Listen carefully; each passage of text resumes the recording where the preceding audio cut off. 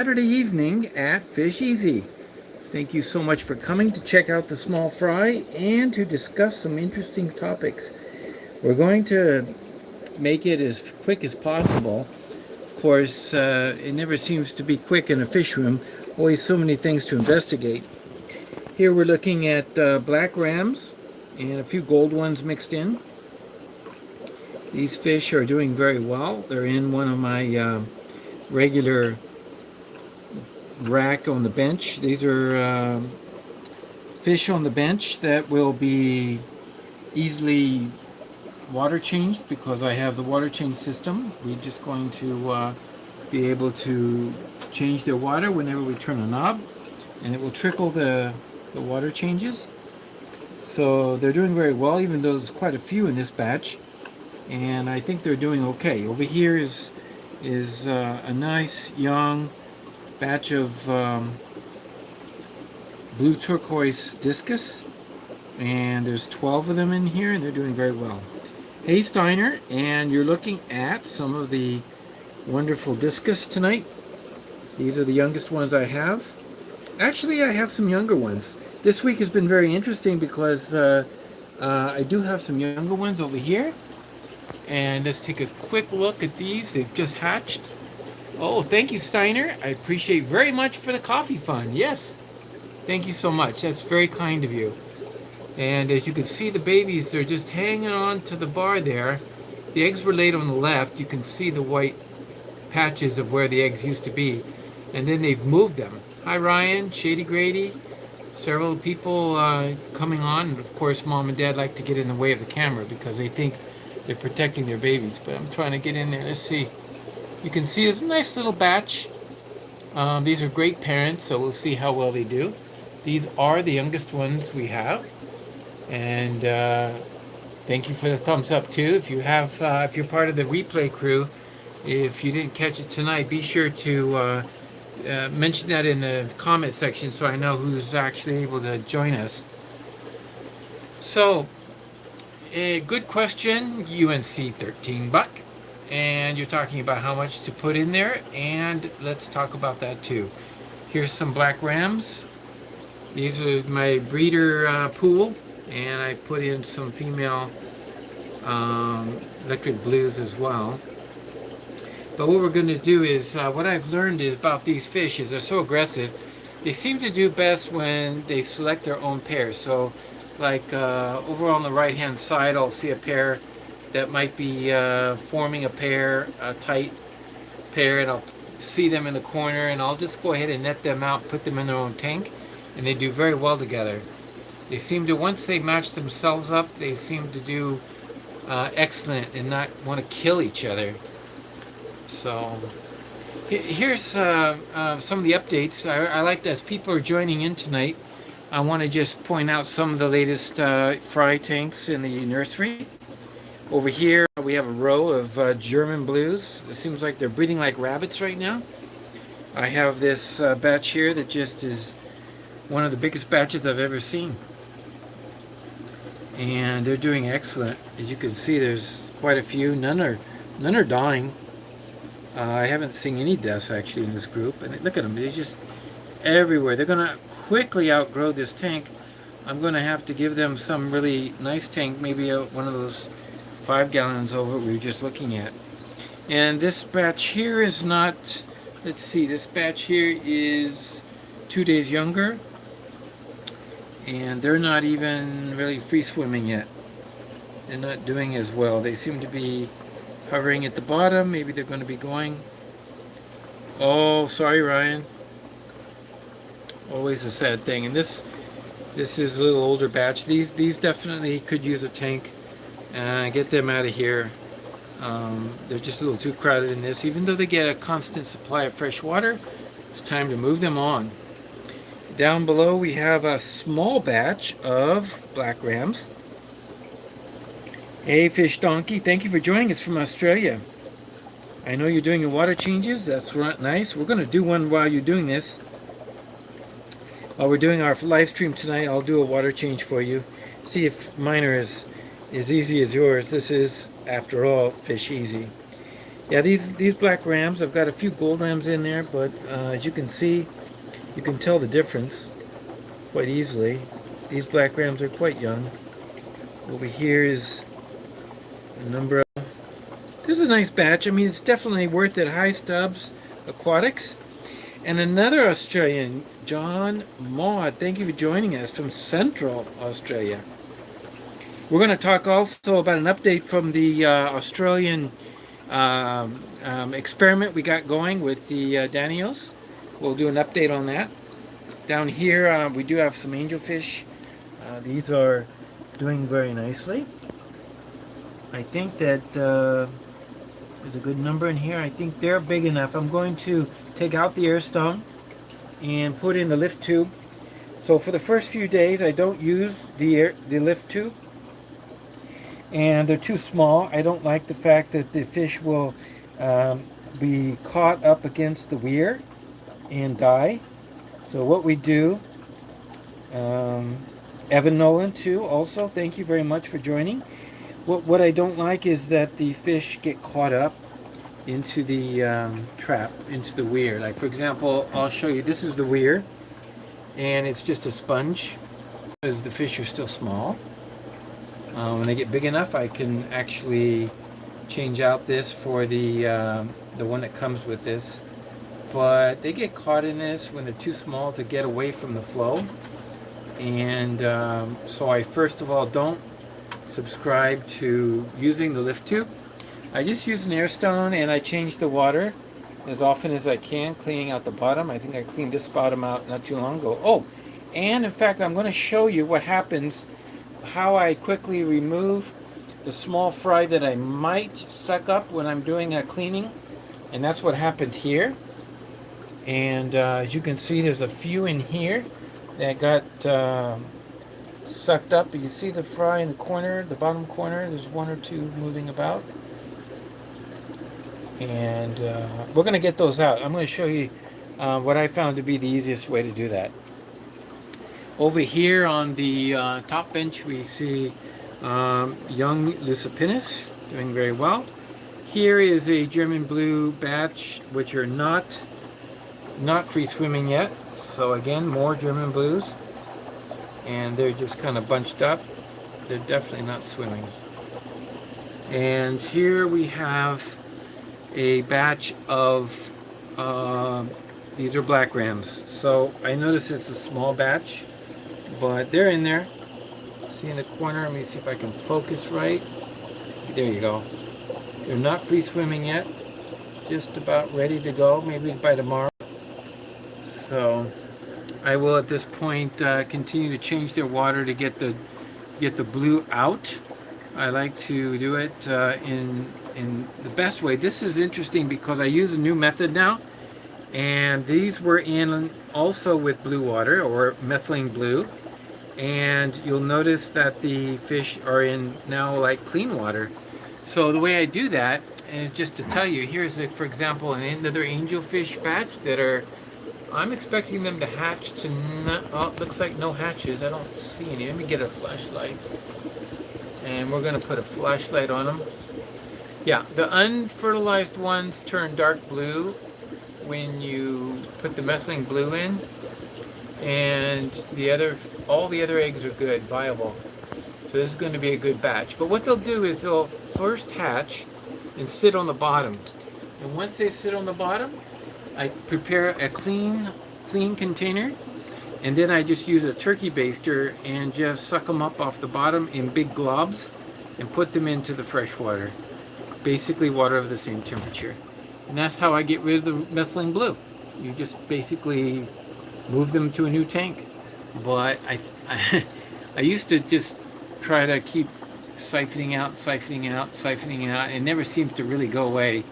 But I found this method of just grabbing the babies at the bottom before they become free swimming. If I can catch them before they're free swimming, then I can just use the turkey baster and I can get them out. Okay, I also want to feature, right now this is brine shrimp that I'm just about ready to take out of the container. I'm going to pull them out. but I want to do something. This is what I found. The first bunch is kind of mucky, and now it's going to drain. And I'm going to talk about the brine shrimp tonight. I'm going to talk about all the foods I use, and I think you'll find it very interesting. These are the Lucipinis that have been moved to a tank. These guys were just crowded out in the little glass vial, so they were getting too big for it, and I moved them into this 2.5 gallon, and it's got an overflow on it, so I can quickly and easily change the water by just adding water. In fact, why don't I do that right now? I'm just going to add some water. So I take some water. I have a water here. I'm going to just make it easy, and I'm doing this one-handed, but you get the idea. I'm just going to take the container, and this is a 2-liter bottle, by the way, and it's got a nice grip, nice big opening, and I'm just going to pour it into the tank, and I'm going to fill it up to the water level goes up, up, up, and up, and I'm going to stop pouring when it gets to the top, and then I'm going to use this overflow. It's going to start going into the water. Will start going in those holes right there, you can see, and then they will go over the bridge, and I've shown this quite a few times, and now in a minute it's going to start. It should start just dripping out of the output here. I don't see the water just yet. We'll give it a minute. Maybe it's filling up. You should see some water flow. There it goes. There it goes. See it? I see water flow. Boom. So now it'll drop again. The water level of this tank will then drop to this level right here. So when it gets to the bottom of these holes. So in the meantime, water is filling the 2 legs via this bridge, and then as water gets to this side, it obviously tries to fill up to the same water level up to here, but it can't because it goes out, and so that's how it drains, and then it goes down into the sink. So that was a quick little bit of water change right there, and we'll move on. I want to touch bases on a couple of other things that have happened this week. Since you're doing water changes down under, let's look at this tank. This is another batch of dark rams or black rams, and there's quite a few fish in this tank. Hey, quite a bit.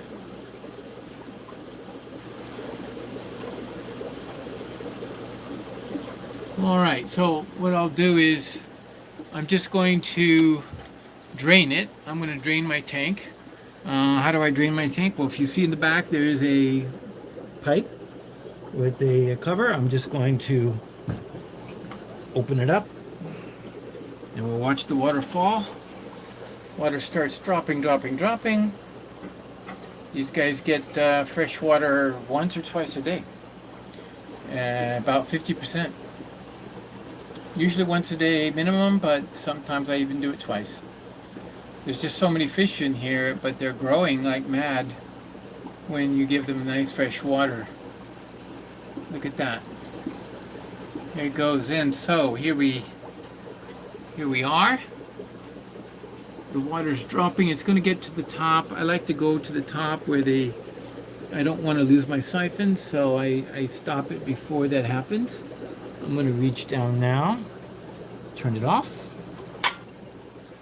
Okay, we're done there. And then we just put the water here.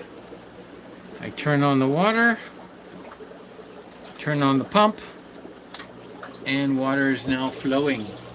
Hi, Red Laser. Hello, Spaghetti Nona. And there's my water. Water's now filling back up. Interesting, this is Pelia moss, or it's a type of bladderwort. It grows like crazy in my tanks, but when you put the water change in there and flush the water around or swish it around, the Pelia goes crazy and just looks like it's all torn apart. But then in an hour you come back and you'll find it all together again. Somehow it's like a live creature, even though it's in pieces. It just seems to be oh, see here it's kind of like forming a ball. Now it's breaking up, forming a ball, breaking up. It keeps doing that, but it definitely seems to collect together into a mass. And that's what you have in a lot of my tanks. For example, over here, you see it just looks like carpeting. And by the way, we have a batch of German blues, another batch back here. I see eggs. You see the eggs right there? I'm going to have to pull those tonight. The pair's done well. I think I had a batch from them just maybe 10 days ago. Not sure. Okay, so water's almost done. I don't know if down under you are completely done with your water change, but I'm just about finished a tank, and it's only been how many minutes? Maybe 2. Get the water level up to where I want it, and then I turn it off. Click and click. Done. Water now stops, and I've done a water change. 50% water change in this tank. So that's how water changes. That's how they should be, really. And I'm growing out quite a number of these red lasers. We sold a few this week, and they're doing very well. Continuing to grow. I have some over here. I have 2 tanks here that are full of red lizard plecos, the L010A, and they're cute fish, but they do pretty well. And a big ball of Pelia. Okay, so I wanted to know if you guys want to go fishing. We're going to go fishing in a few minutes for some baby fish. I have not actually checked for eggs today. Let's go ahead and look at the black rams. First tank. Look in the back. I don't see any there. Nope, this tank doesn't have any. And I want to move these guys out of here and put a pair of black rams in here too. Let's see if this pair has done anything. I don't see any. No. Another pair in here. There's a pair over here. And there they are. And I look at their plates and I don't see any eggs. Nope. Okay. Nothing over there. Let's take a look over here on the other side. This pair has produced a couple of batches so far, but I haven't seen them lately. Oh my goodness, look at, we have discovered black ram eggs. There you go, black ram eggs. So this pair has spawned, so we're going to be able to pull these tonight. That's nice. I don't like it when they spawn in the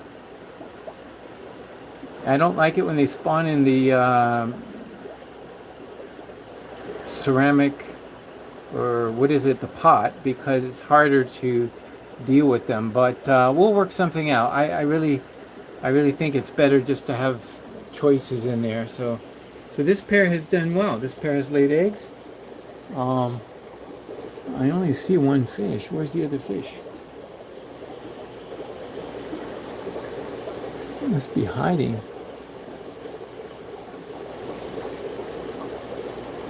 Tell me there's another fish, please. Anyone? Sometimes if I play with the top here, they think I'm feeding them and they'll come out. Where's the other fish? I have had that. I mean, there's eggs there. This is obviously a female. Right? She laid the eggs. She's guarding the eggs. Where's the male? I had a pair in here.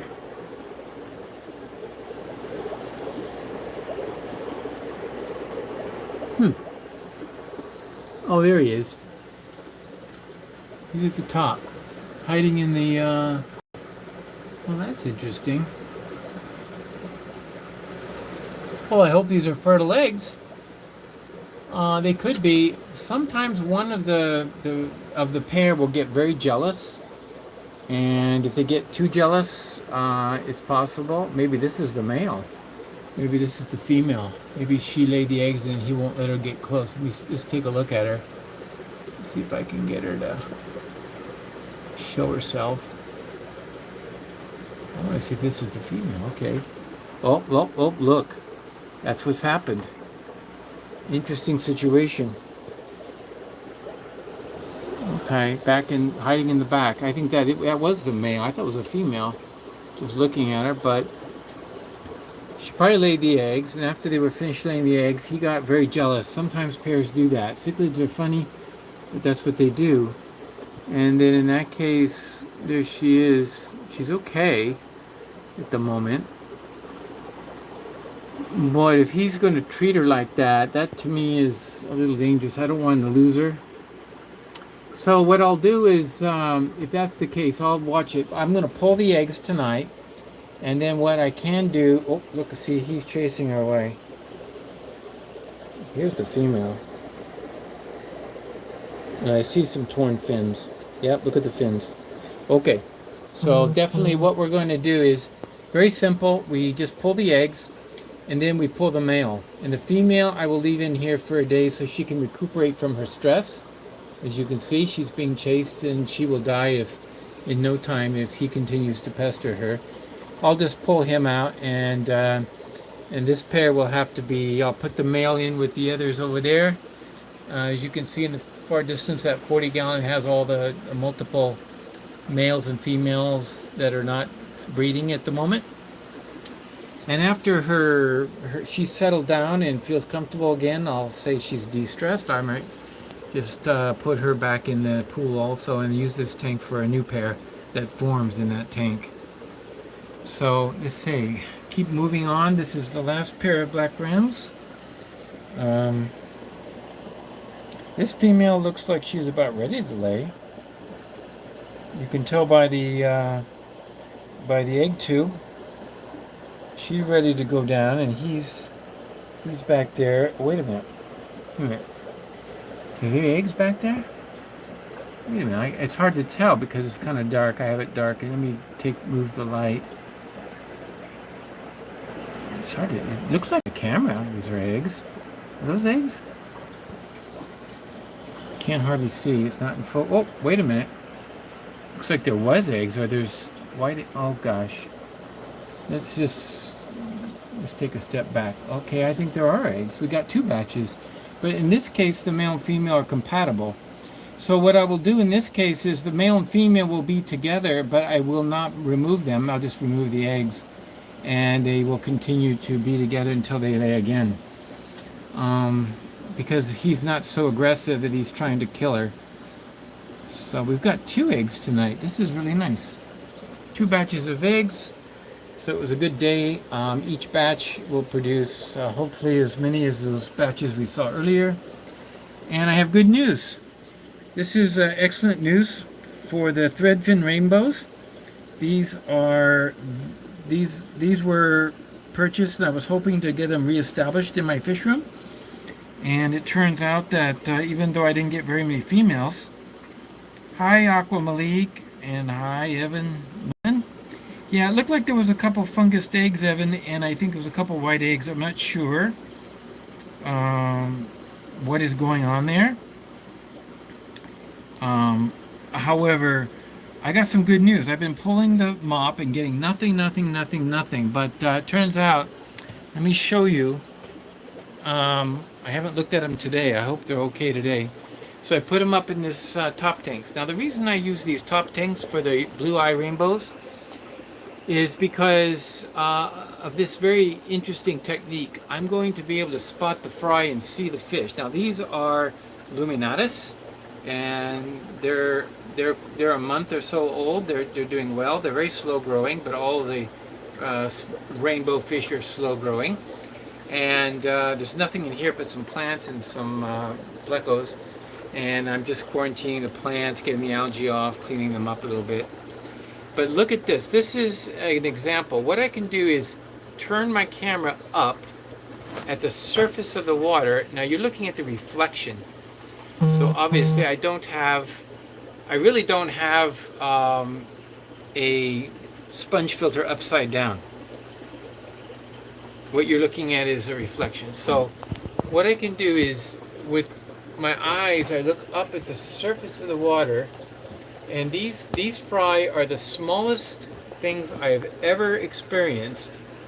I think smaller than anything. And I have to feed them. See if I can. Oh, there they go. See them moving along the surface? They look like small little bugs. There's hardly anything to them. See that?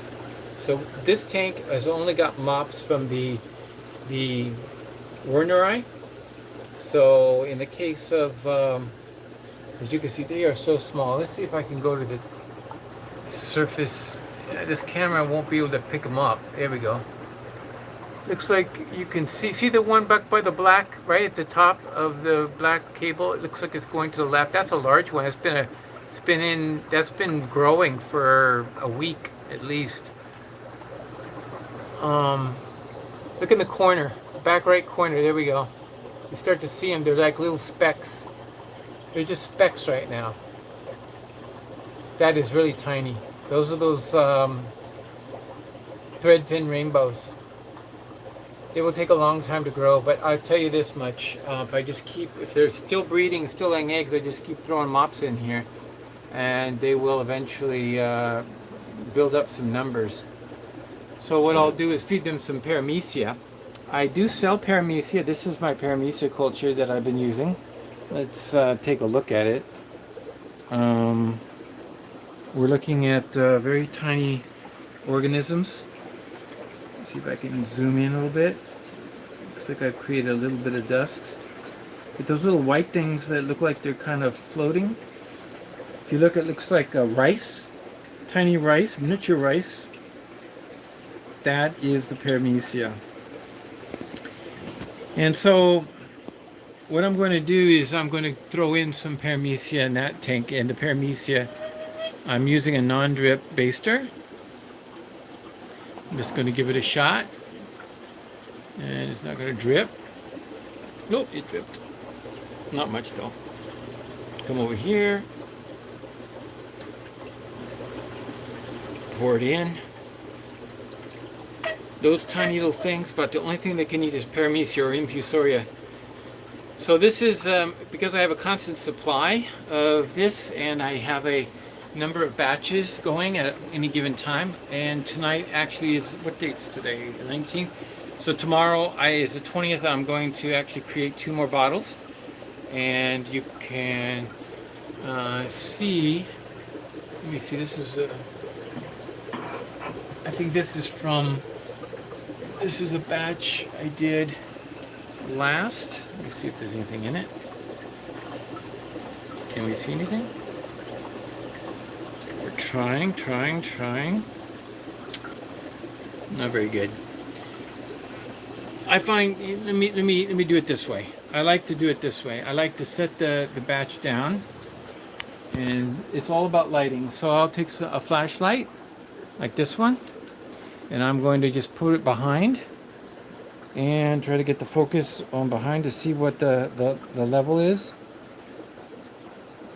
This is one I did.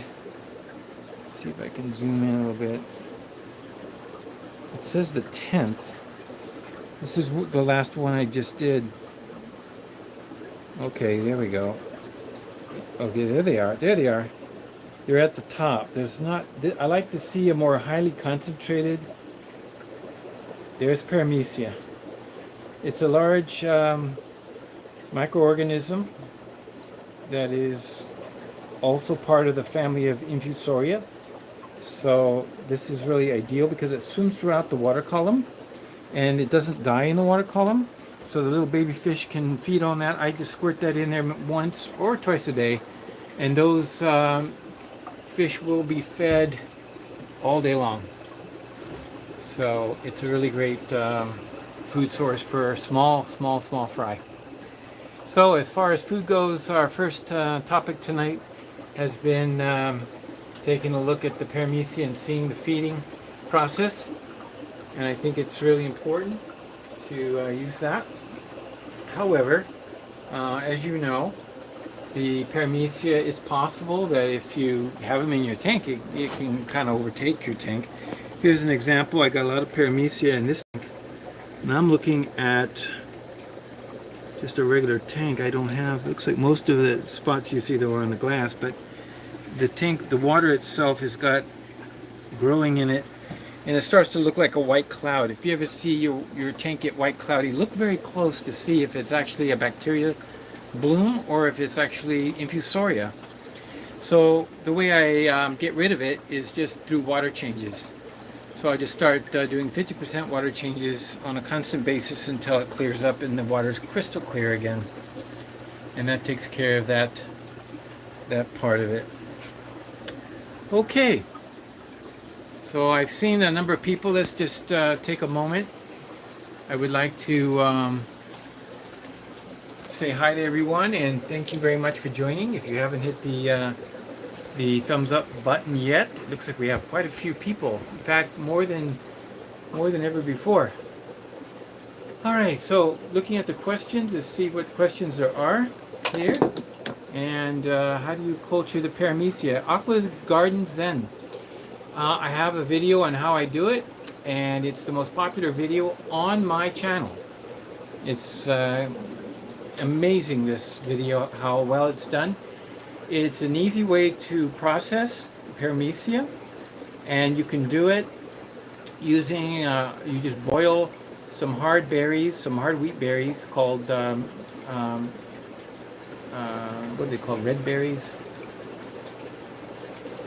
But you boil it for only 10-15 minutes max. You put a few in water. You add two tiny, about 1/16 of a teaspoon of bread yeast and fill it up with water. That's it. And you throw some culture in there, and then 2 weeks, actually 2 weeks later, you'll have plenty of Paramecia.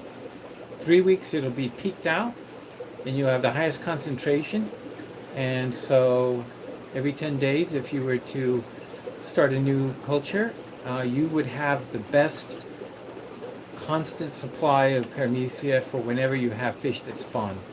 Because it takes 2 weeks, I definitely recommend, since it takes 2 weeks, 3 weeks to get a full concentration, that you precisely do it every 10 days. So every 10 days, 21 days or 20 days, you're using that bottle, and then you can use it for 10 days, and then the next bottle will be peaking out. You can toss the one you were using and start in the next one.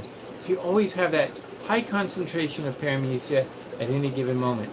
So yeah, check out my videos for the Paramecia. I think because if you're watching this, I think after I post this live stream, if you're on the replay crew, I'll have the link in the description for everyone. Or if somebody wants to go get it and post it in the chat, that's great too.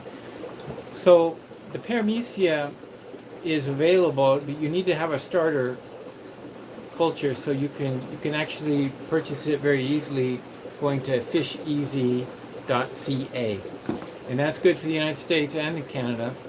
If you're in Australia, I like to find somebody who's interested in buying a culture, because I will ship it to Australia. It comes in a envelope and in a double sealed bag, and I'd like to see how the kit that I send, which includes a few of the culture media and also a little bit of bread yeast, and I will send you the scoop and the culture starter. I send it all as a package, very, very cheaply actually. But if you're interested in getting it, bear in mind that even though it's cold here, it will do fine. It seems as though you can hardly kill this stuff through temperature. It seems like just get real cold, it might just not reproduce as fast. But I've had it outside for 2 months, and just to test it out, and I brought it back in the house and still saw live Paramecia. in the culture. So, okay.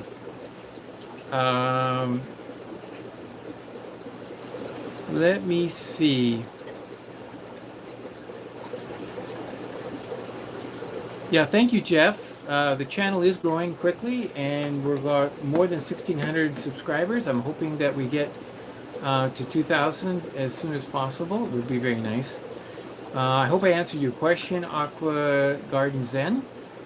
And yeah, Brian, you're right. Trillium Paramecia and that drop. Yeah, there's quite a few that can fit in a drop of water. So, any other questions I may have missed? I'm just going through them. If I don't answer your question and you've posted it, you know, maybe I didn't see it, or it's something that somebody else can repeat. Just send it again, and maybe I'll catch it. The fish cards are thank you for going live. And thank you, Evan. Okay, so excellent. And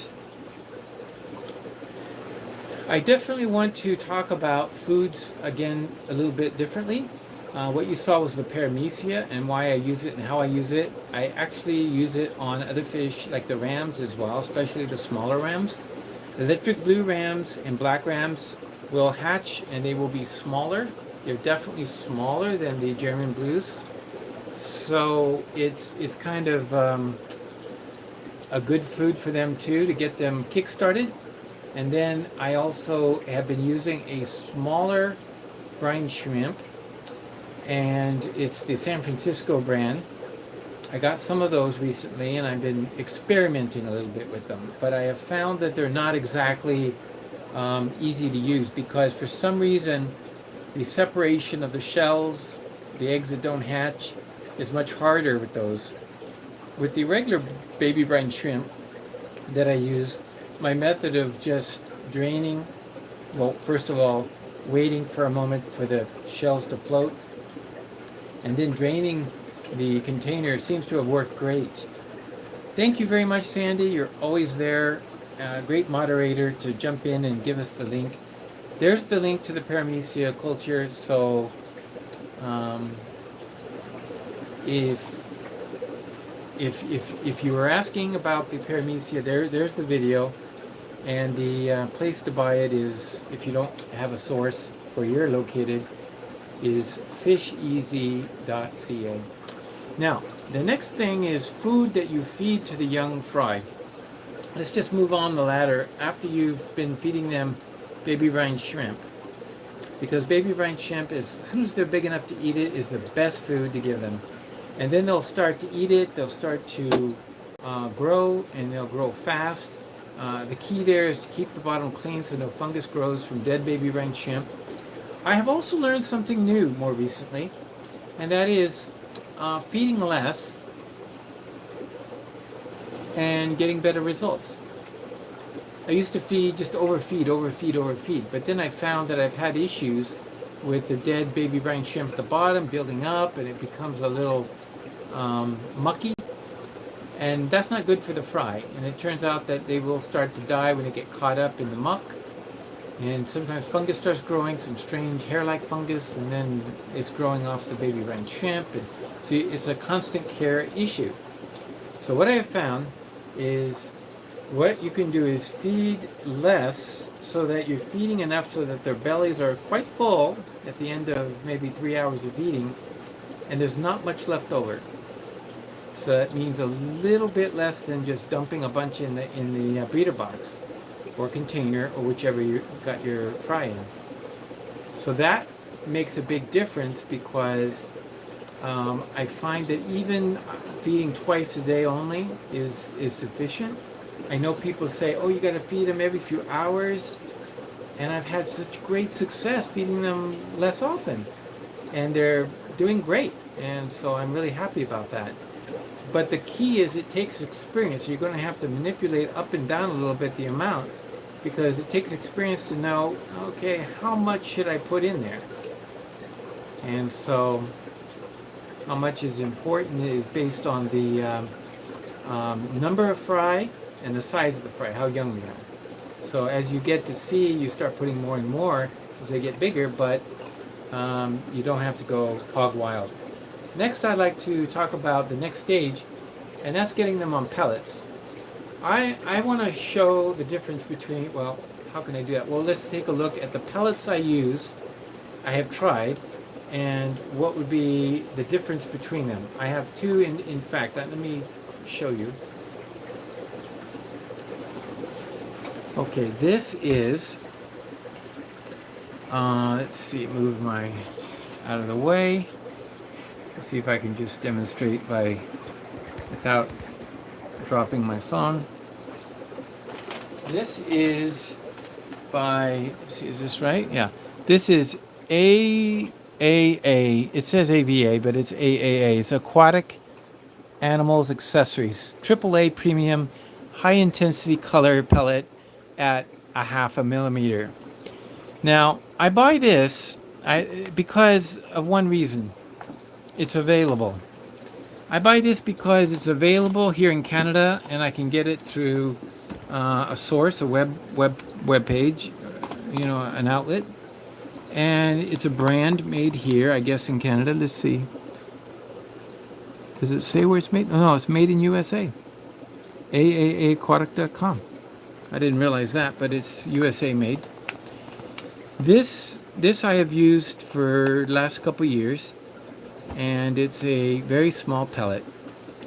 However, let's compare it, and we're looking at a food that is, let's see what the protein count is. We're looking at 48%, and fat content is 10%. Okay?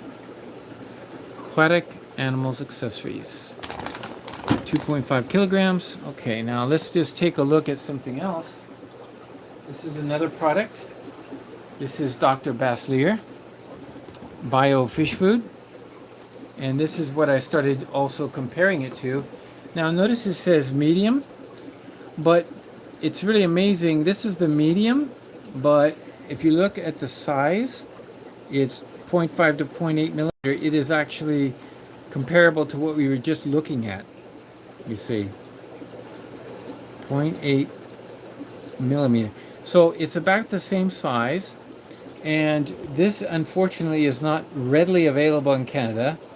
I do put in very large orders, and if anybody is interested to get some in Canada, because they can't buy it just anywhere, you can contact us at contact@aquarium.biz. Contact@aquarium.biz. So here's 600 grams, but it's looking at the regular medium. Where is the English? We got it in German. I think it's made in. Here we go. This is the English, guaranteed free of color. Okay, free of artificial colors.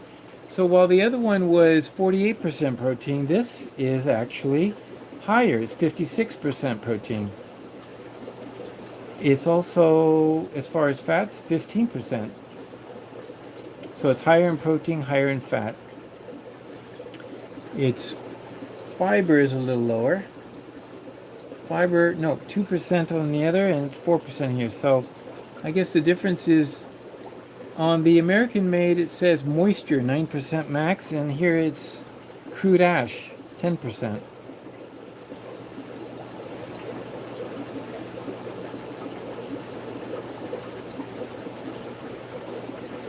Well, that's interesting. This is the first time you guys caught me on something I don't know the answer to. Let me see. I know my math, but you tell me. 56% plus 15% plus 10% plus 4%. I get 56 and 4, 60, 70, 85. So the ingredients, 85%, they're telling you what it is. Anybody know what the other 15% is? Oh my goodness. When I add up the percentages of the other food, I get the same problem. It doesn't add up to 100%. It adds up to 69%. So I guess they don't want to tell you the whole thing, huh? Now that's most interesting. But let's get back to the real story here. This food here is quite amazing. I'm going to tell you why it's amazing. It's it's a food that's high in protein. Its composition is fish and fish derivatives. It also has vegetable origin, yeast, and minerals, and it gives you all these vitamins and so forth. But what I have found is the fish readily eat this. This is the first food I go to after they get off baby brine shrimp. I start introducing little tiny pinches of this, and before long they will eat this, and it's very good for them. And it's probably better than just eating baby brine shrimp as a sole source food. So once they get onto this, that's when they get their vitamins. That's when they really start growing. And it's not cheap, no, but neither is the other. No fish food is cheap anymore. But I find that this is a great food because it actually has in it food that the ingredients that the fish love. Now, I'm going to also compare another item that I'm eager to test out. This is the same thing, but it's the larger size. It's 0.8 to 1.2 millimeter. So the pellets are a little larger. Let me see if I can pull out a little bit what they look like. I don't know if that is useful to you. If you can see, just a blob, isn't it? Doesn't really, can't really tell. But this is the herbal. So what they do is they take the same food, and my understanding is that they just coat it with the herbal ingredients. And so what would be the advantage of herbal ingredients? Let's see what it says. Fish byproducts, etc., etc. I'm reading it by my thumb. It says it also has 2% peppermint, 2% thyme, mugwort, and chickweed. So that little bit of herbal type of additives is good for the fish in the sense that it helps the fish, especially if it says, let me see where it says in the instructions, probably up here at the top. It says contains valuable herbs like peppermint, da da da da. Skinny fish gain quickly more weight. So I'm going to give that a test out. I'm going to find some skinny fish and start feeding them this and see if they quickly gain weight. But it comes of Dr. Baslier food, made in Europe. Comes with made by Aquarium Munster. Herbal one. They also have garlic. They also have quite a few varieties. Now, what I really love about this is that also you can take this Dr. Baslier food and feed it to just about any one of your fish. And the big fish eat it, the small fish eat it, everybody eats it, and everybody loves it, and they gobble it up, and they don't even think twice. So it's really good. Now, the water is great using Dr. Baslier. Now, here's the ins and outs. When I use this stuff, the water will go cloudy. When I use this stuff, the water will have this white, milky, and I think somewhere I was reading there was instructions. I don't see it right on the label. They just have the ingredients. But I remember reading when I got this food, it says won't cloud the water tank. But you know what? I'm going to push that aside. Because it turns out that the test is really in when you use food and you test it out and you compare foods, you're going to be the judge of that. Does it cloud your tank? And I find that this does not. This is the first food I've ever had that really does not. Now you could feed your fish other flakes. I like the concept of feeding a variety of foods. I don't like to feed the same thing. So looking at bug bites. Bug bites is another great food. I alternate this with get the English side. This is bug bites, insect larvae, fish food, and I use this for the adult discus. along with a couple other items. So I don't feed solely this. I feed, okay, the bug bites. I think you have to pull the label, right? In order to see what's the ingredients on. Here it is. Pull right here. Okay. To see the label, you gotta, it's kind of an interesting way of hiding the ingredients. See if I can do this one-handed. No, I'm just gonna set it down. We're gonna take a look at the ingredients real quick. I really think that I want to see what it says. Okay, you do this. Okay, there it is. Nice hidden place. Okay, so the protein on this stuff is 32%. So this is quite a bit lower than this is quite a bit lower, and the crude fat is 12%. So it's got more fat and less protein. Which, and it also has phosphorus, other vitamin D3. There's all kinds of things here.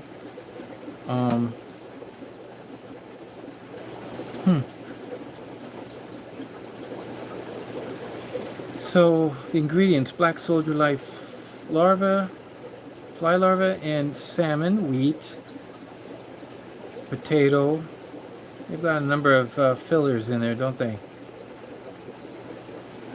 But what's interesting about this is just to give some variety, because I don't want to feed the same exact food all the time. But yeah, bug bites, it must be in the flavor. I see UNC13 Buck, you have experience with them liking it. And yes, fish like what they like, and they'll let you know what they just love to eat and what they don't. So I like to feed bug bites to my discus, and I also feed some soft pellets. Looks like I have some here. Here we go. I actually feed these Pleco Special Soft Granulates. It's premium food by Discus Food, the brand name Discus Food.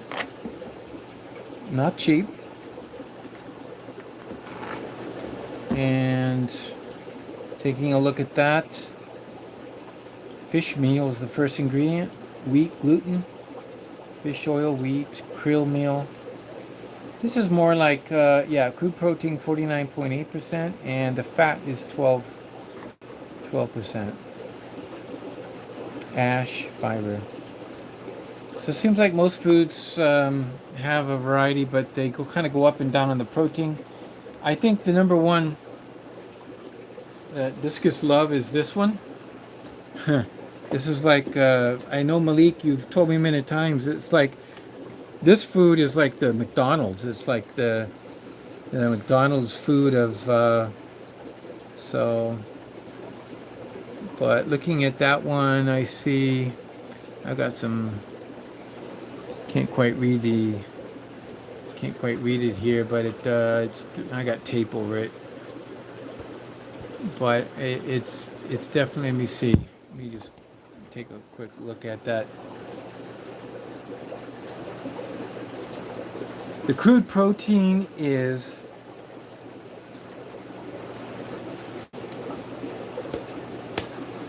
let me try to get to it. 47%. So this is very close to the 48%, but for some reason it's these hard granules. They're reddish. I like these. They love them. The discus loves this food. It's good food. But for me, I like to change between this, the soft granulates, and also the bug bites. And then, of course, the last thing I will feed to my discus is something from Australia. You want to guess what this is? 66%. Wow, 66%, very high. 13% fat. What do you think this is? Oh, it says right there, blackworms. Haha. You could read it. But look at that, Australian blackworms. So for those of you who joined us from Australia, just so you know, the food makes it all the way to the other side of the earth, and the discus enjoy it over here too. So I then treat them from time to time with a cube of blackworms. They love it too. Freeze-dried blackworms. I don't use the live blackworms. And I think that kind of rotating between these four foods for my discus is the best health possibility, because they're not solely eating one thing, and little pieces of one thing or another are in there. So that is that's a look at the granules, and that's a look at the soft granules. And I appreciate very much that everybody is able to think about the different types of foods. I really want to admonish people to think about variety and not using just one kind of food all the time, because if that food is, say, missing or lacking in a certain trace element, or like we saw one that in the list here that had phosphorus. Well, how vital is phosphorus in their diet? Well, I'm no expert, so I don't know, but I do know that at least by one of my foods having it, they're getting a little bit of it. And some dietitian has already figured it out and said, this is good to have it in the fish food, so that's why it's there. So that gives you an idea, but I haven't really talked about the number one fish food, the actual, what I consider the best fish food that you can give your fish. Anybody want to take a shot? Anybody want to suggest? Takers out there?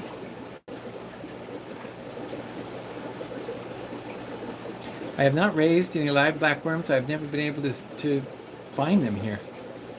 But freeze-dried from... Tim, Tom, it's funny. The best fish food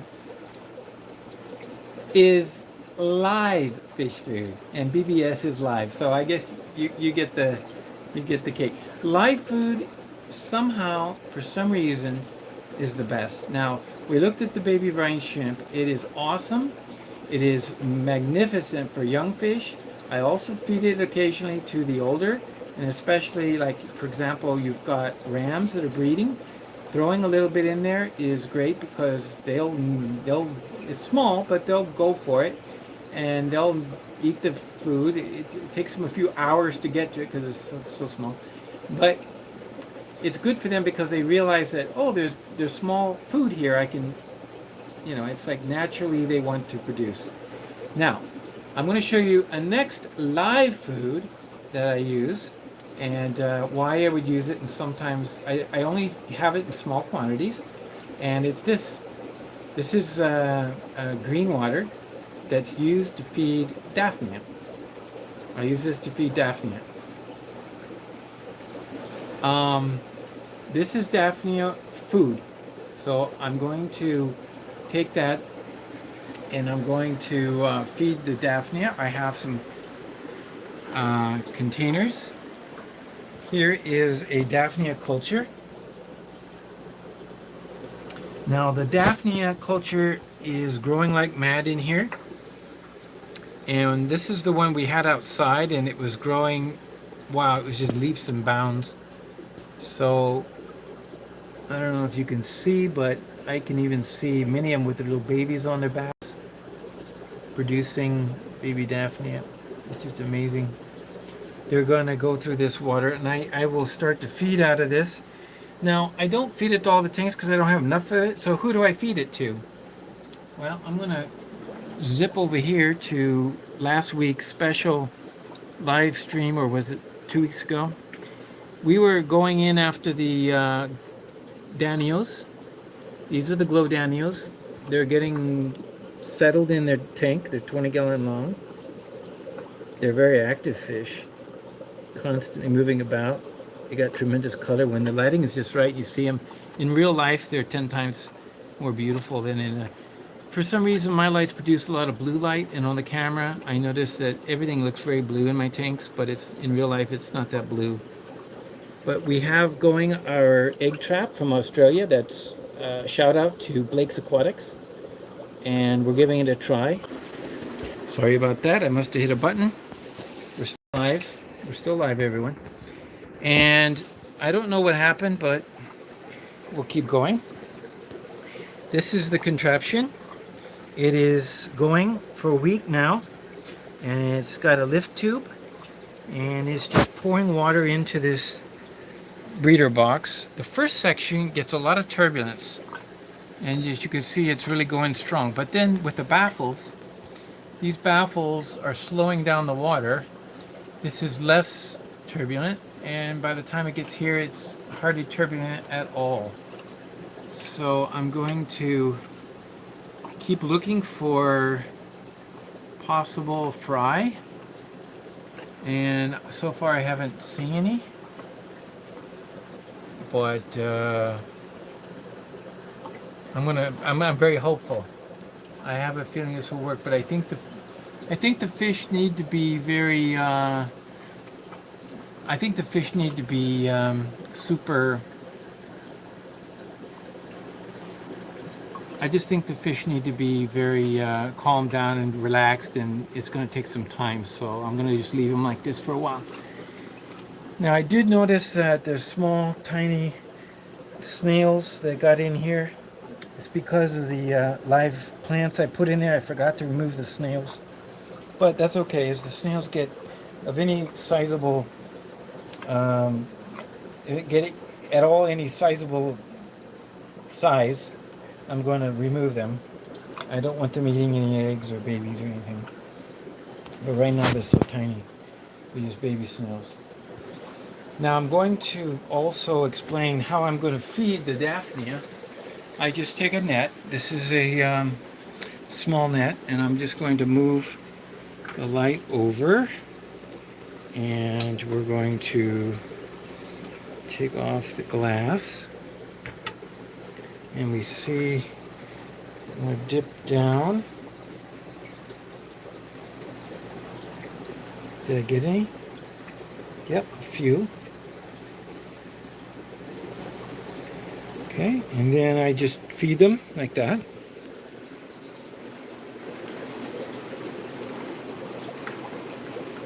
Every evening I put in Daphnia, live Daphnia, into this tank. There they go. Kind of get them out. There we go. Shake it. You see some Daphnia in there going. Now let's see how fast it. Oop, gone. Those quick little Danios love it. Oh, there they go. They realize they're Daphnia. Feed time.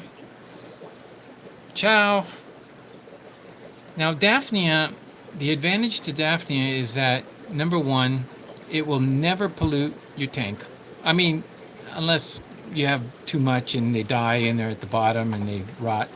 But that doesn't even really happen because they're freshwater. So in your freshwater tanks, they don't really die. They just keep living about until the fish eat them. That's why I use them in my breeder tanks. Now, the calcium that is in the Daphnia shell is a tremendous food because you're building eggs, and it's good for the females. It's great for breeding, but the live food really makes these breeders go crazy.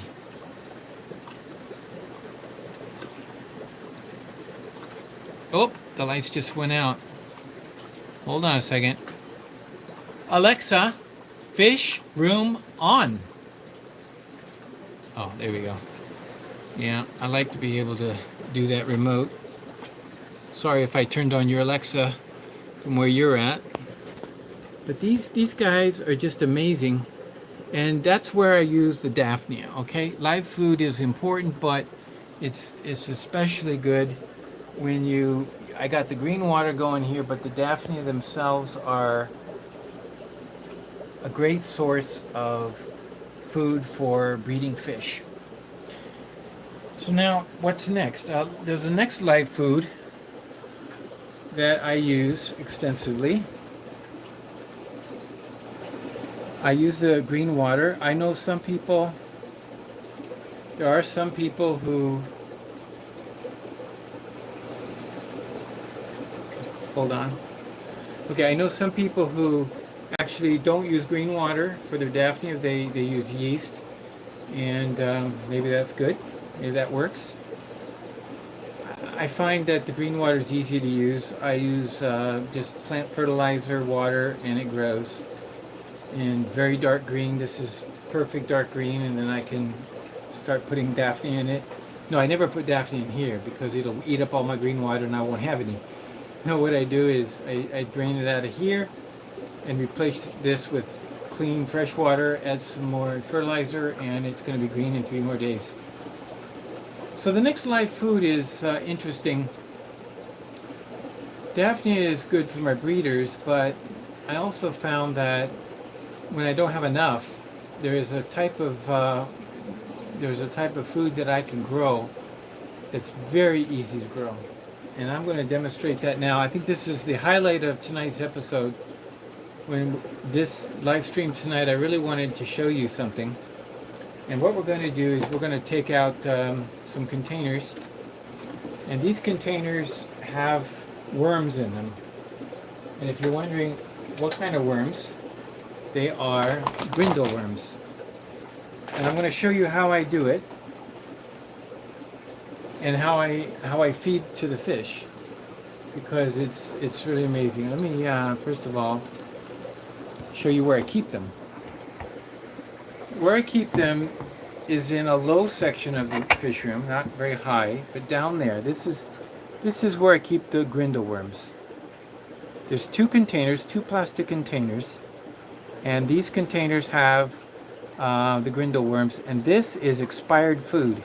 You can get expired food anywhere, but it's expired fish food, so oftentimes you can get it super cheap at the local fish store because they want to get rid of it. They're ready to get rid of it, but it's perfect for the worms. It's really perfect for the worms, and so you're going to see what happens. Now, there is something you need to do with grindle worms, and that is you have to keep on top of it. It's not a kind of culture that you can just like forget about, leave it in the corner. I'm not even touching the microworms tonight. You can save that for another time. But those I use limitedly. But these, the grindle worms. Hi Craig, welcome. Enjoyed your live stream the other night. Thank you so much for letting me join you. We're looking at the grindle worms. Now, the grindle worms here, I have 2 containers, actually 5 pads. I'll show you what that is. And we're going to examine the grindle worms in just a sec. And I'm going to actually demonstrate how I very cleanly grow grindle worms and how very easily it is to feed. First of all,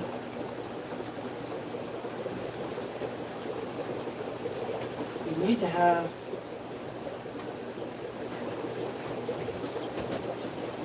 a container, and I don't know if you can see me, but here's a container. You buy salad in it. It's all plastic, very simple, and you just buy salad in it, and it's just easily pulled apart. That's what this is. This is a clean one. I'm going to start a new one soon.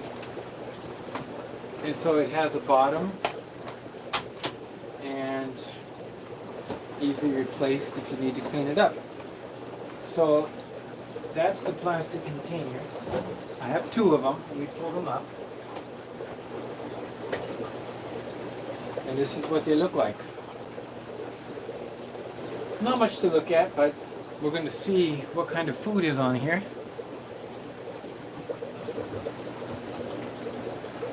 Okay, let's see if I can show it to you. This is the food. Okay, let me try one at a time. I'm going to pull one. In fact, there's no point in doing both. I use 5 pads. This is what a pad looks like. Okay, let me show you. These are the 5 pads. It's actually a piece of This is, it's the pad you use in your aquariums. This pad here, it's sorry about that. I think my finger keeps touching the wrong button. It touches the screen. Okay, let's try that again. These are pads, filter pads. Then on top of it, what I have is a piece of this stuff you get from the,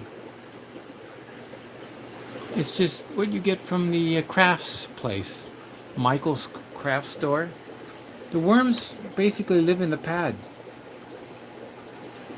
And by putting food on top of this, they come up on top of there, and you can see they've come up on top of this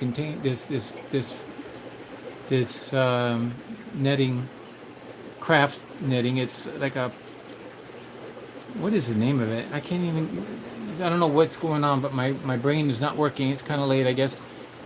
This is what I dip into the aquarium. So watch. What we're going to do is we're going to take this and we're going to feed tanks. So all I do is have a little bit open, dip part of it in, and voila. All this tank is going to get fed with all those worms. Look at that. Live worms that will stay in the water and not die for at least 24 hours. But by then, they've been picked over.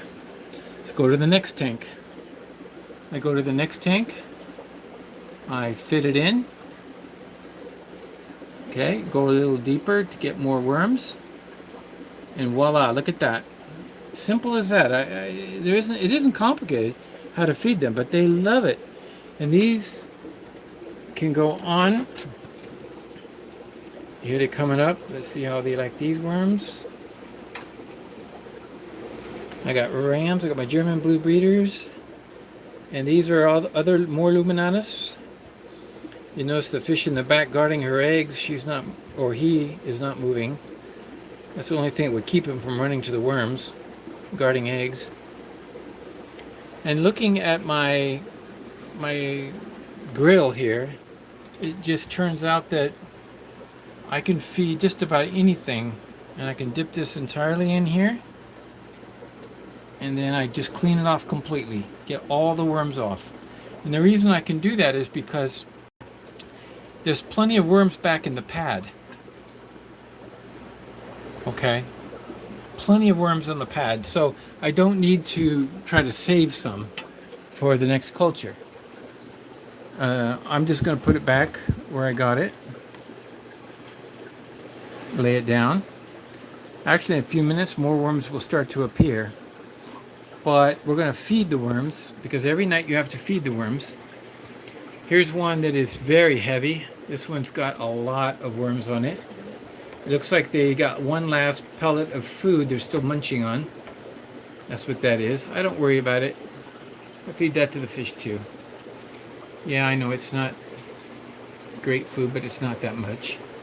Hardly anything to worry about. Now this one grill will take care of all of my breeder tanks, all of my black rams.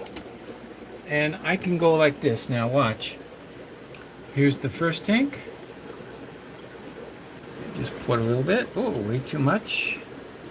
Go to the next breeder tank. Dip it in.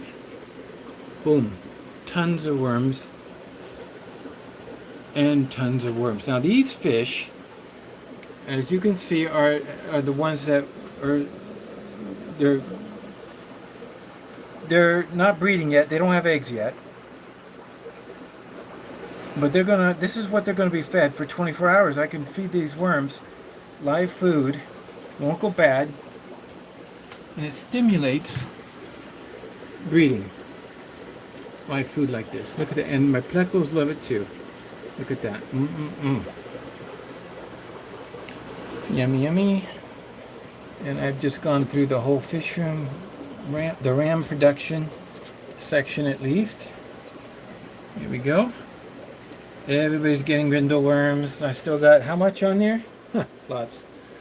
So I'm overfeeding the tanks basically, and I still have tons. So it's amazing how far this goes. A culture of one pad or two is plenty. And here's a beautiful pair of blue rams. We've got their eggs already growing over there. Let's just give them some worms. Oh, okay. And here they come. They love them. It's a great food. And I do feed my discus the grindle worms. So that's a live food that I do feed them. They will eat it. You know what? Let's go ahead and let's give our breeder Danios. Before I put them in this tank, they were accustomed to getting it in their community tank where I was conditioning them. I was giving them grindle worms. Let's see if they go for it.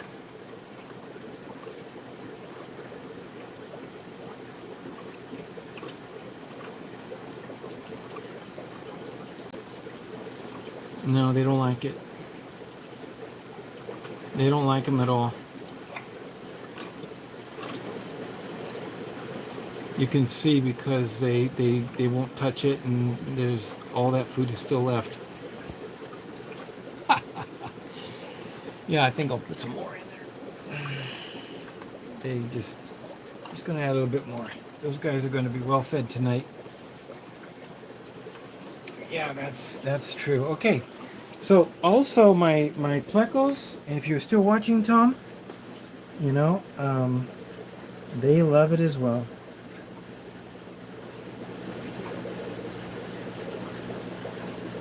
They will be out. My old 134s. Young, I have a young colony here. They will go for the worms.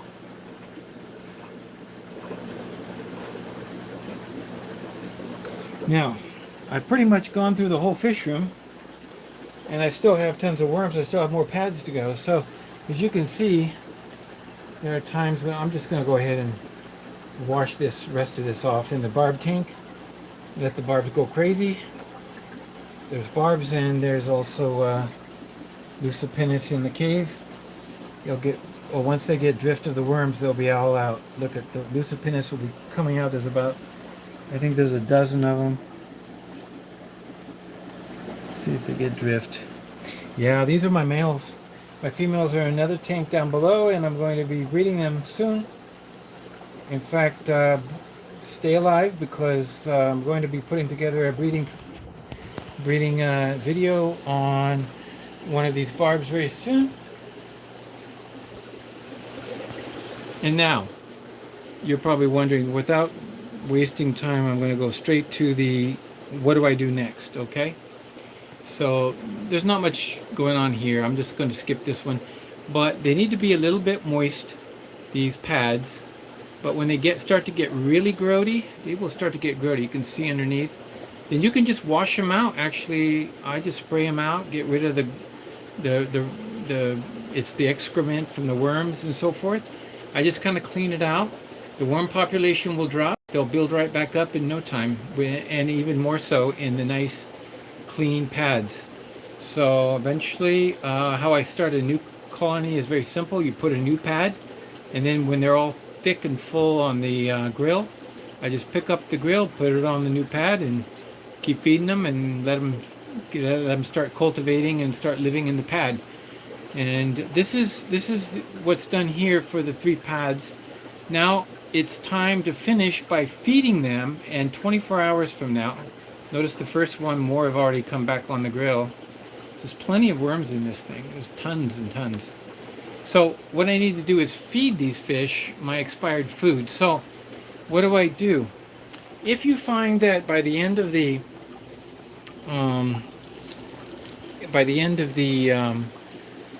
day, or after feeding 24 hours later, there's still food on top, then you fed too much.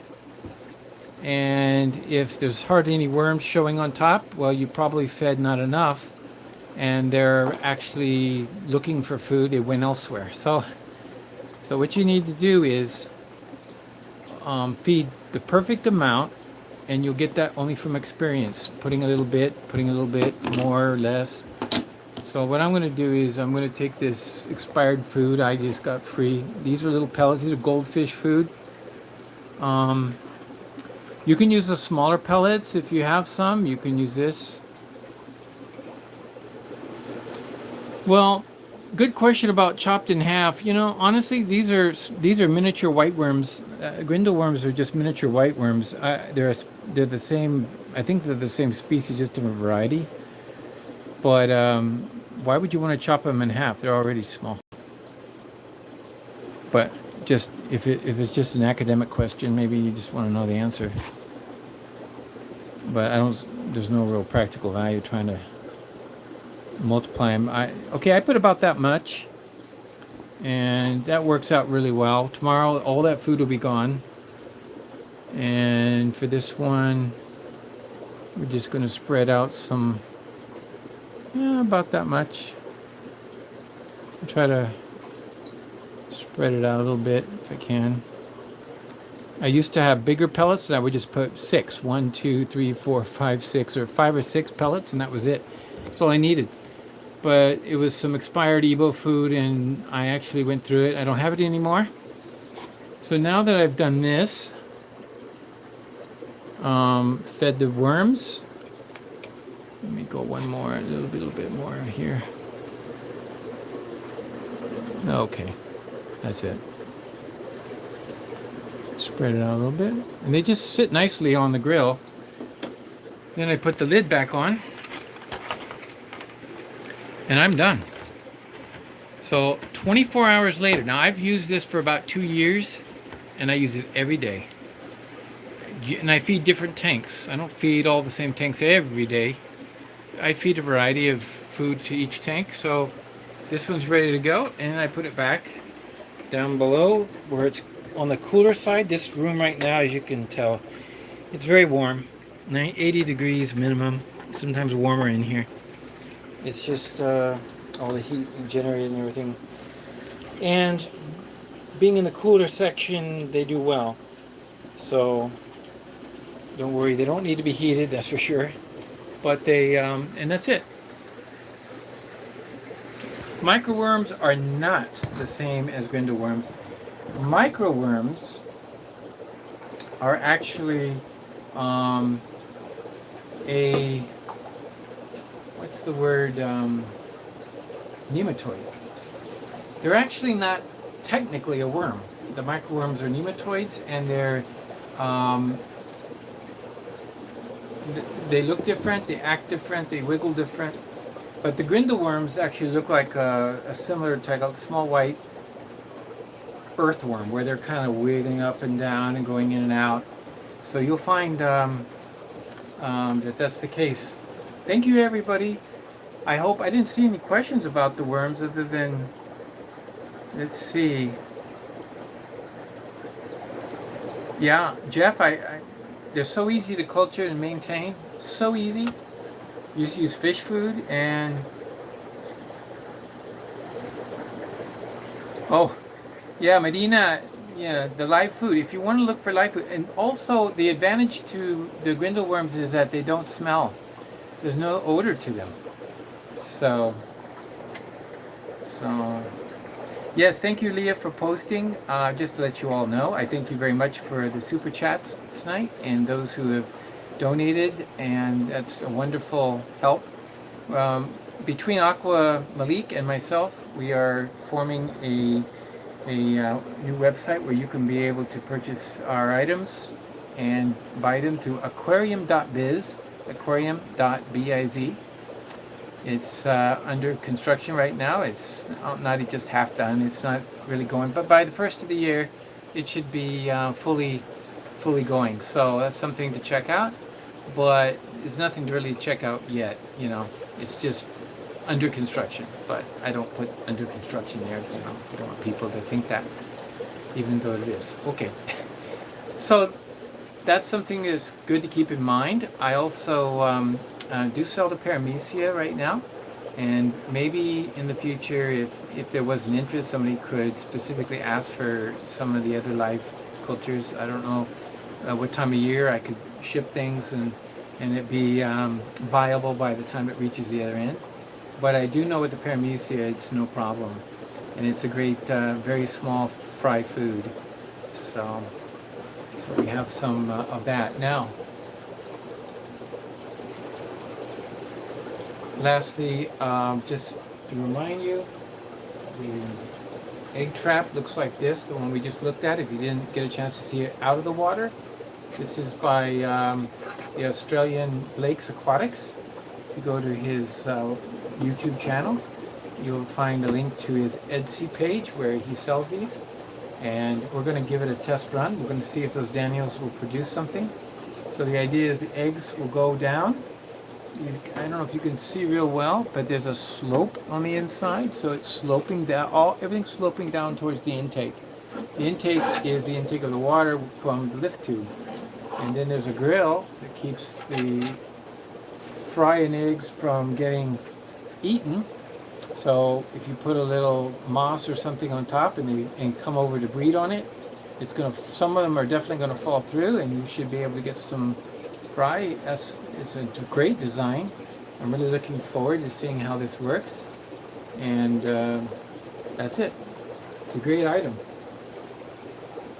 So thank you very much. I have been posting shorts. If you would want to keep abreast of what's going on here at Fish Easy, check out the YouTube channel, and I've been posting shorts every day. I try to post a little short on something in the fish room, some interesting, neat stuff.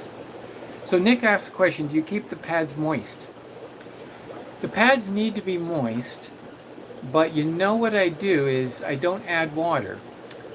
After you saw me dipping the worms in the tank, the grill is wet. And so just as you would, like a net or something, you put it in water and it's holding water. So when I put that back on the pad, it's adding a little bit of water. So yeah, the pads are moist. And the worms, of course, help keep it moist too, by their processing the food. And if the pad dries out, the worms will scatter, so it needs to be moist.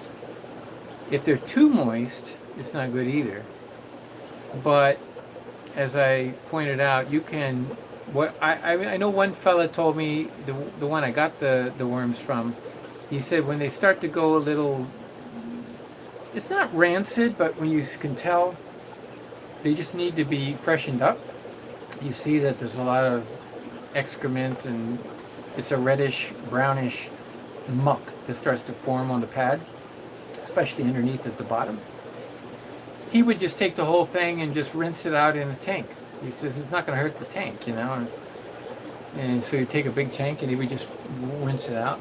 Okay, I've done that before. It does provide a cloud of muck in your tank.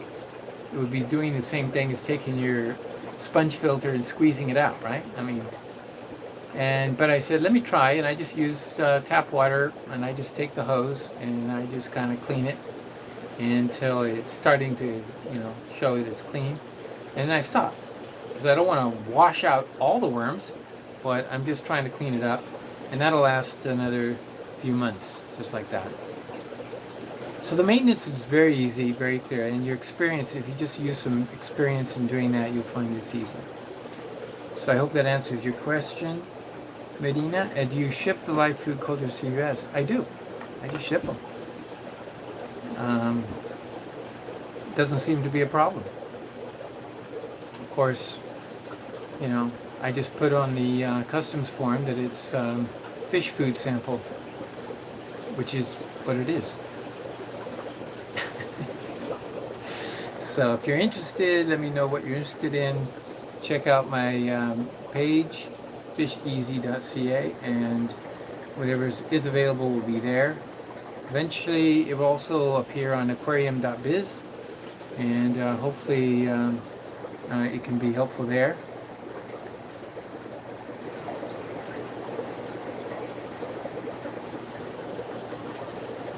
I'm kind of stuck using my favorite local fish store, which I'm not at all disappointed about. Okay, Ryan, I'm not sure if that's the answer about something. could turn on memberships for us. Jeff, thank you very much. I thought about it, and I don't know. I'm just falling in line um, with Tom at TM Aquatics. Maybe I will. Um, why not? I mean, does it really hurt to have memberships? I think the biggest issue has always been, what value added content can I give for people who pay? Well, the fact is that a membership, somebody could join and they could actually just have the membership for a month and then they could unjoin, right? I mean, it doesn't hurt anything if they just want it to be like the same as giving a donation. I could add some membership value content, and that's another possibility. So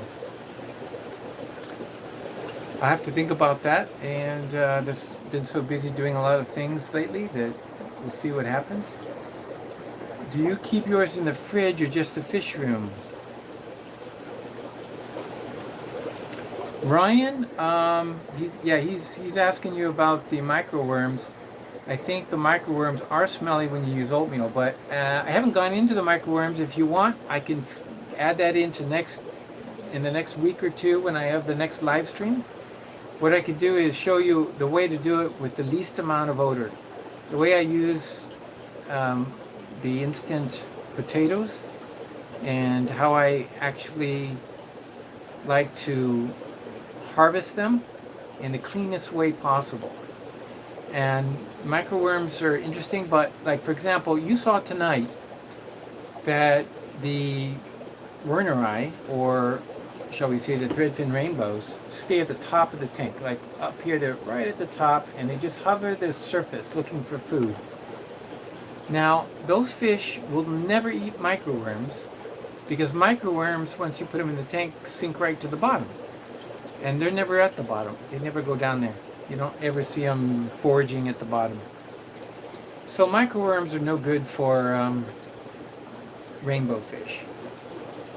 However, what I found is that vinegar eels are ideal for live food and blue-eyed rainbows because they're going up and down the column of the water. They have to get to the surface to breathe from time to time. So while they're alive in the fresh water, they'll last 24 hours at least. I've seen them 24 hours later still swimming about in a tank.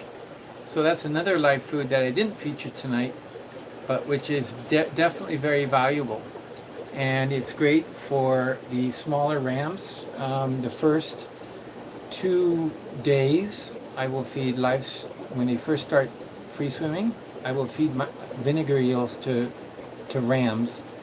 And then on the third day, start introducing the smaller brine shrimp or regular brine shrimp, depending on which color variation it is. Like what we talked about earlier, the smaller rams are the black rams, electric blue rams. The larger rams are the German blues. But having the vinegar eels floating about, swimming about, kicking about is just stimulus for them to start eating when they hatch.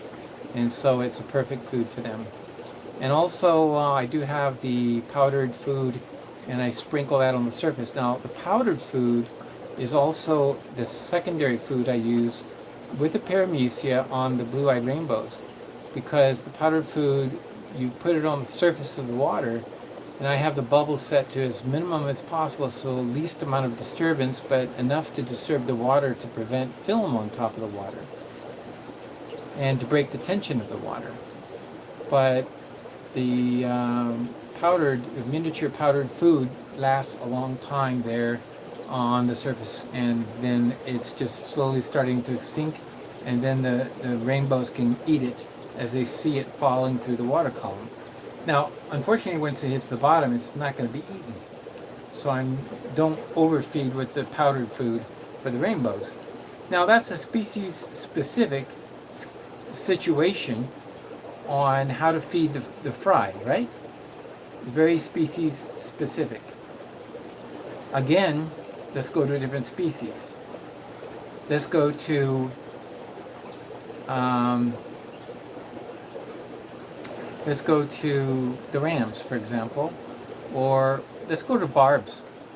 Now, on the case of the barbs, they start picking at the surface of the walls of the tank, the floor of the tank. They start looking around for anything that they find.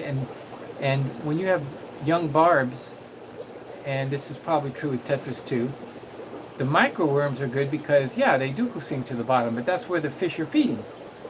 So I have so many live foods in my arsenal. I'm ready to use them, and I will use them, and basically use them on the fish that need it. So far, up until now, I've never used vinegar eels, on Lucipennis. Now, the micro worms are perfect for the Lucipennis because they go to the bottom of the catfish. The catfish are at the bottom. They go boom, boom, boom, boom. They go crazy.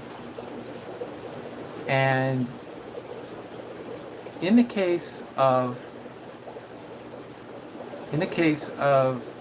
Lucipennis, acid water will kill them.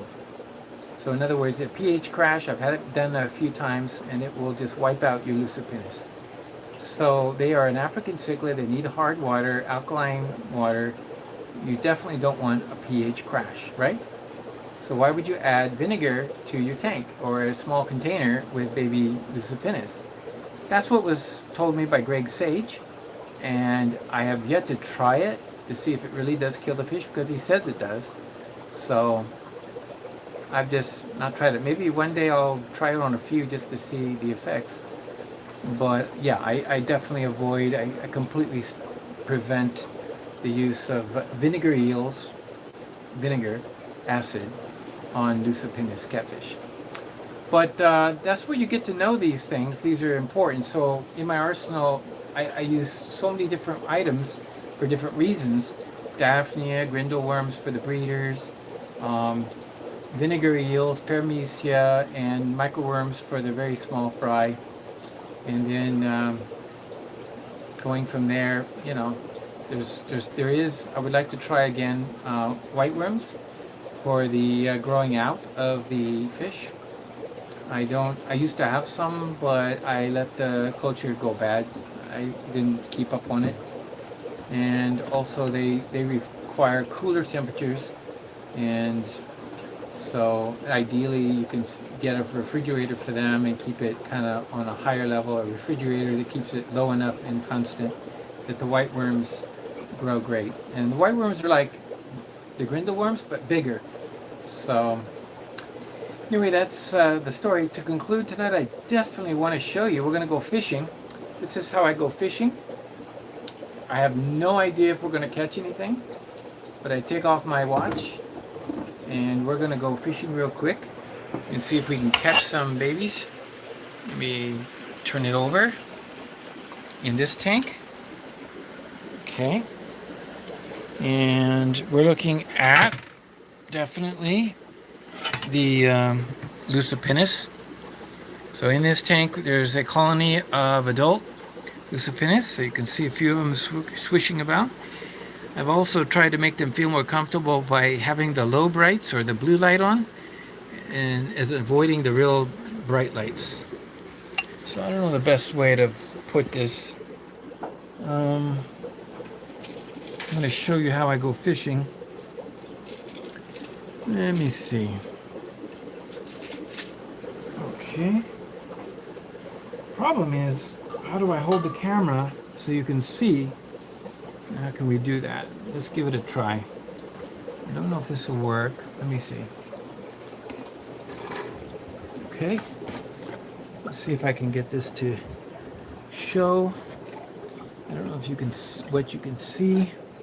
Set the camera. There we go. Okay.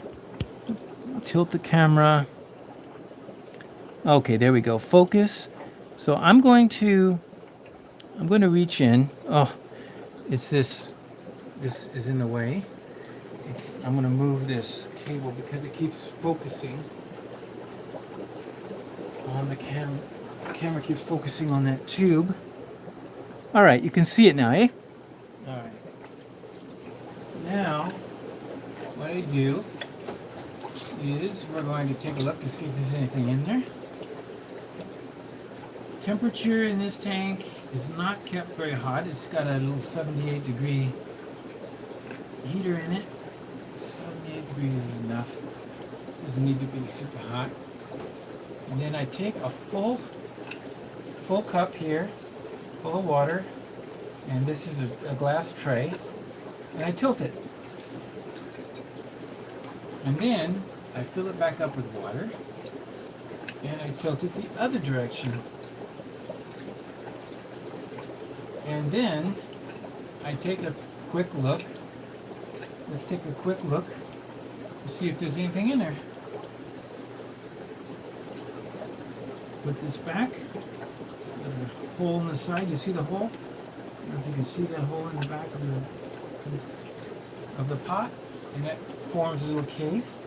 And now we've got the bottom.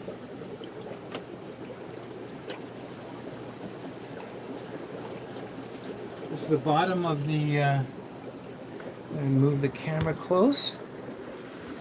We're going to check out. Now, in order to see anything, I'm going to put a flashlight on it. And let's see if we got anything. Don't know if we will. This is what the muck that seems to have collected in the bottom of that thing. I don't see anything.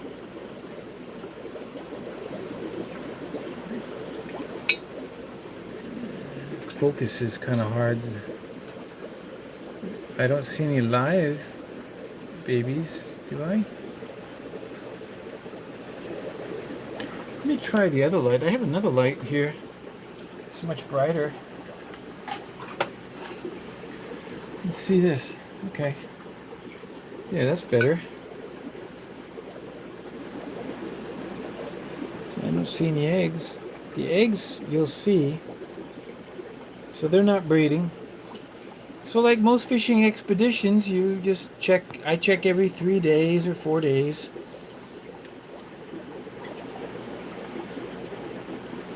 And then I can also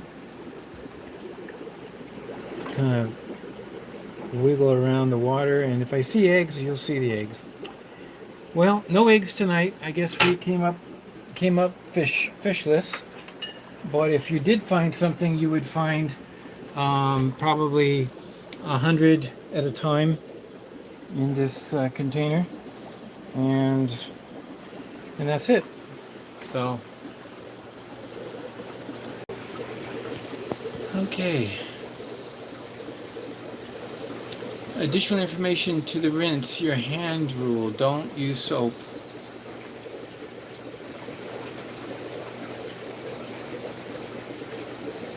Good suggestions there, yeah. For vinegar eels, even when the rinse, would they still be acidic when eaten? The eels themselves are acidic. That's the question. I put them through a coffee filter, Ryan, and so, you know, they're not really in vinegar. I'm not pouring vinegar in there, but thank you for your email, Stephen. And cold side for shipping cultures, it might show up as an ice cube. Well, you know, that's why I want to test it out. It might be a little on the cold side for shipping cultures. Well, see, you're right, it could be frozen, but that's why I don't throw it in a mailbox. I take it into the heated facility. It goes to the distribution center, which is heated, and then from there it gets put on a plane and flown quickly to its destination. It's possible that if it's really, really frigid, it's possible to get frozen, and then it might not work for the Paramecia. But I also think so far, in all the people who have ordered Paramecia, they have had success. Now, you just reminded me of something, and that was one of my customers who did send me back an email to give me some feedback. And I have it here, and I forgot to share that. I'm going to read to you exactly what he wrote. I printed it out. So from the mailbag, as Greg would always say, from the mailbag, this is a real order that came back, and I asked him, I never got an update, how did it work out? do you now have cultures running? I wanted to see. So this was very, very revealing. He said, my first culture was really slow in growing, almost to the point it was unusable. It was only when I started a new microworm culture, and it too was slow to grow, that I realized it was the yeast. Now, I didn't send him any yeast in this particular order, but because of this paper, I now send a small amount of my yeast, which I know is working great, with the orders. So when they come in, you'll get a little bag and there'll be enough yeast for your first culture or two. He says, it had been more than 6 months since I opened the jar, so we got fresh yeast, and now the cultures are all blooming. I'm seeing a big improvement in the neon fry survival rate using the Paramecium. Have also started breeding the CPDs and pretty much am having a 100% survival rate. Now, I don't know about you, but that's testimony in itself. So he's very pleased with his order of Paramecia, and he's using it on neons and CPDs, and I don't know how he survived without it before, honestly. So thank you, Pete, for sending that back. I appreciate it very much. Big shout out to you for supporting Fish Easy and all the others that have supported Fish Easy tonight. It looks like there have been a number of people. Oh, we've gotten some posts tonight. I may have missed one. In the beginning, we had Steiner. Somebody else has posted a. I missed it. I don't see it. Who was the other one?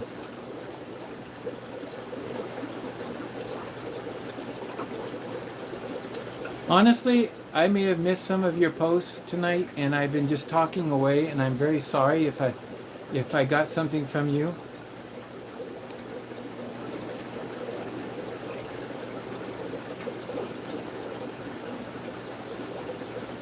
Huh. I don't know. It's not here anymore. I've missed it. But thank you very much for tonight's Super Chats. And everybody who said thank you and bought me a coffee. And if you're looking to test ship to Wisconsin, I can send you an email. Oh, well, you know, I don't charge much for the whole thing. You know, it's like I think right now I only charge $10 Canadian, which if you're in Wisconsin, it's only about $7. So, you know, $7 for sending, and then the $6 shipping, which would be less than $5 shipping for you. I just charge a flat fee of $6 and off it goes. It's amazing. It doesn't seem to cost too much. So I don't want to go. I'm not trying to make big bucks. I'm just trying to get the product out to people who can really use it. But you know, if I offered something for free, the problem is people. Oh, it's free. I want one.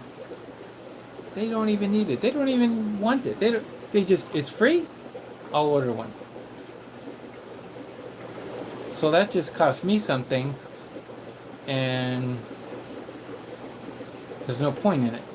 But if I offer some nominal value, some small amount, those who really want some can get some. And those who really need some can get some without, you know, an arm and a leg. You know? And that's why I do it. It's only to help those who have fish rooms or fish breeding projects. But I do ask, if you please, if you do get some, and you give us feedback. You know, tell us about how it worked or it didn't work, or you know, I love feedback and to hear how it helped, because maybe if you have a big success story, I'll be reading your letter in a future live stream. So thank you so much. And Stephen, yes, I know you've been watching the videos. I'm so glad that you're able to catch up and see the videos. Tonight's stream has been a little longer than usual, and I thought it was going to be shorter than usual. But that's always how it is. You know, you get to asking, talking, communicating back and forth, helping people, and that's what happens. So, yes, thank you, Aqua Malik, for joining us. It was a privilege to have you on board and to help us with the moderation. And I thank you very much. Have a great Saturday night. It's Saturday Night Live, and I know you had better things to do than to sit around chit-chatting about live foods and crude protein. But we had a good evening, and I think there's so many things still left to cover, so we will try to hit those.